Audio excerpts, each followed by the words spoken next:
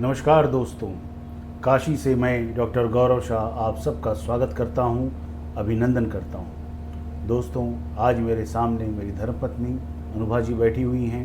उनकी as always कुछ queries हैं, तो स्वागत करता हूं आपका अनुभा जी अपने चैनल में।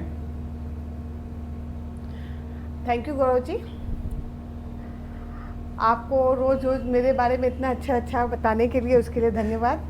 और कुंडली के माध्यम से हम लोगों का निदान करने के लिए भी धन्यवाद आपको। Most welcome. एक सवाल आपसे ये था जी कि क्या जब किसी को रोग होता है किसी भी प्रकार का, तो हम जन्म पत्री के माध्यम से उस रोग की जानकारी और उसका निदान दोनों संभव हो सकता है या नहीं? देखिए जैसा मैं एक तरफ तो मैं हमेशा सबको यही कहता हूँ कि एस्ट्रोलॉजी इज़ अ साइंस, ज्योतिष एक विज्ञान है। तो ज्योतिष अगर विज्ञान है तो मेडिकल एस्ट्रोलॉजी भी उतनी ही पॉसिबल है जितनी की मेडिकल साइंस है। लेकिन जो मेडिकल एस्ट्रोलॉजी की अगर हम बात करें या एस्ट्रोलॉजी के द्वारा रोग का पता करना उसकी बात करें तो उसके कुछ लिमिटेशंस हैं। लिमिटेशंस इन द सेंस, पहली चीज़ ये, इसके दो कारण हैं मुख्यतः। पहली चीज़ ये कि जो भी क्लासिक्स हैं जो पराशर जी ने या अन्य ऋषि लोगों ने लिखे हैं वो सब संस्कृत में लिखे हुए हैं, और संस्कृत एक ऐसी भाषा है जिसके एक शब्द के कई अर्थ निकलते हैं। तो एक ये दिक्कत है, और उससे मेजर दिक्कत जो दूसरी मेजर प्रॉब्लम ये है कि उस समय, आज के समय में बहुसंख्यक बीमारियां हो गई, बहुसंख्यक रोग हो गए, और उस ज़माने में शायद ही बीपी या मधुमेह या डायबिटीज़ जैसे रोग हों तो वो बता पाना उस समय तो उसके बारे में इतना लिखा नहीं गया है। लेकिन फिर भी चूँकि हर पहलू को पराशर जी ने टच किया है, तो हर पहलू को देखने से एक अंदाज़ा हम लोग लगा सकते हैं कुंडली के माध्यम से।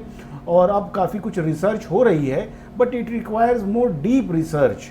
मेडिकल एस्ट्रोलॉजी में बहुत रिसर्च की जा रही है, कुछ लोग उसमें रिसर्च कर रहे हैं कि कैसे हम पता करें कि क्या क्या रोग आगे चलकर हो सकता है।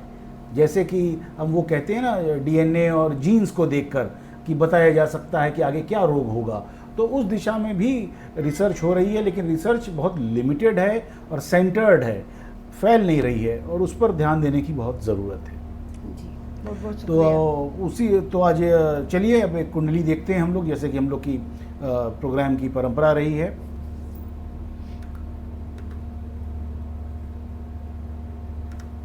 देखिए आपके सामने एक कुंडली है सुधीर रस्तोगी जी की।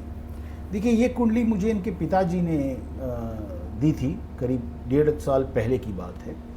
और मुख्य वजह ये थी कि ये शारीरिक रूप से थोड़े अस्वस्थ चल रहे हैं। तो मैंने उनसे कहा, निवेदन किया कि आप इनको डॉक्टर को दिखाएं।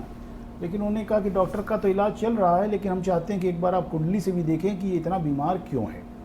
तो मैंने पूछा कि बीमारी की मेन वजह क्या है, तो बताया कि इनको एक तो डायबिटीज़ हो गई है पोस्ट कोविड, और दूसरा क्या हुआ है कि इनको आई प्रॉब्लम भी हो गई है। और आई प्रॉब्लम हो जाने से थोड़ा इनको कमज़ोरी भी रहती है, आँख में दिक्कत आती है। तो मैंने कहा कि चलिए देखते हैं। तो अगर इस कुंडली को अगर हम एनालाइज करें तो देखिए, सबसे पहली दृष्टि हमारी लग्न पर जानी चाहिए।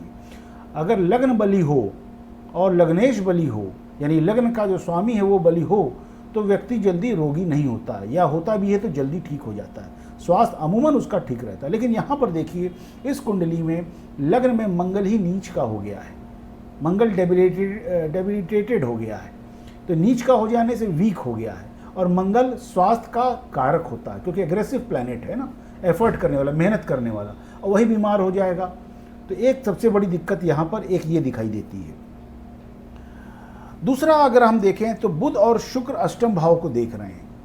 तो बुध यहाँ पर देखिए, एक तो त्रिषडाय का स्वामी है और दूसरा वह द्वादशेश भी है। तो बहुत अच्छा कर्क कुंडली के लिए बुध नहीं माना जाता है। शुक्र भी यहाँ पर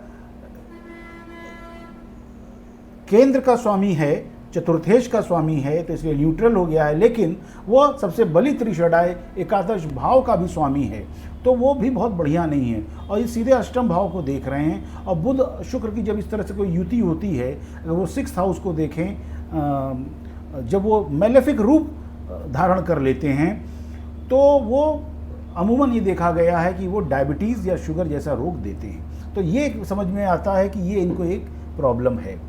अगर हम छठे भाव जो कि रोग रिपु ऋण का भाव माना जाता है, सिक्स्थ हाउस को भी देखते हैं, तो सिक्स्थ हाउस पर देखिए शनि की तीसरी दृष्टि पड़ रही है।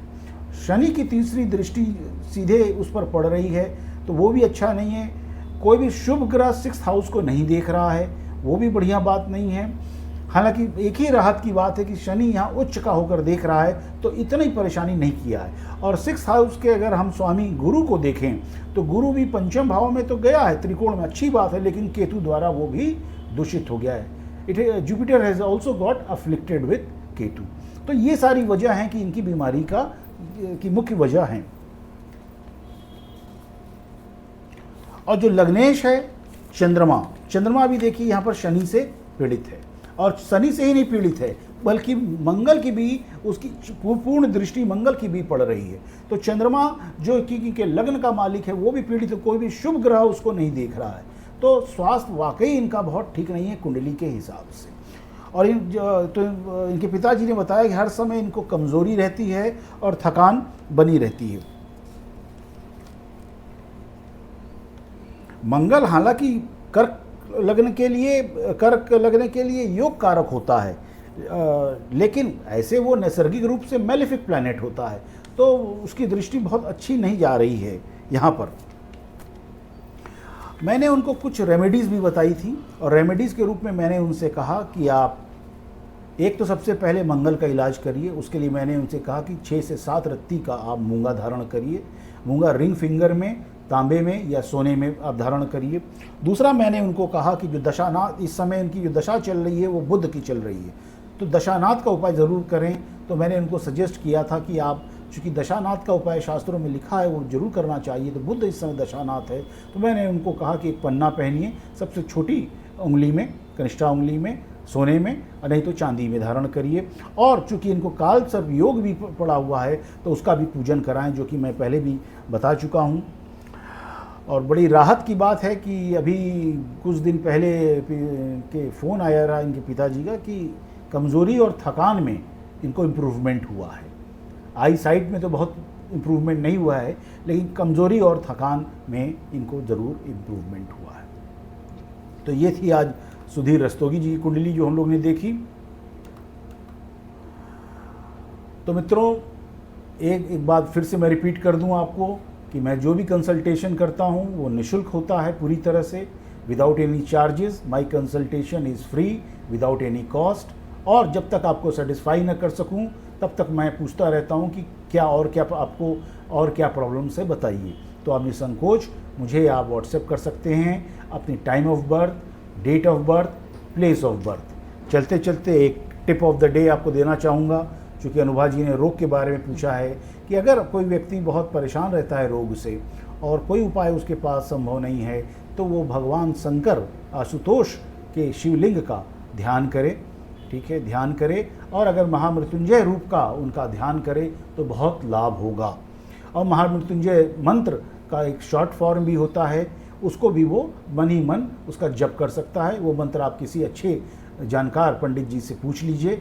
मैं जानता हूँ, लेकिन मेरा बताना उचित नहीं है क्योंकि मेरा क्षेत्र नहीं है, इसलिए आप किसी अच्छे पंडित जी से पूछ के उसका मन ही मन आप जप करें और ध्यान करें, आपको ज़रूर आपके रोग में लाभ होगा। हाँ, डॉक्टर को दिखाएं ज़रूर, उसमें कोई लापरवाही नहीं बरतें।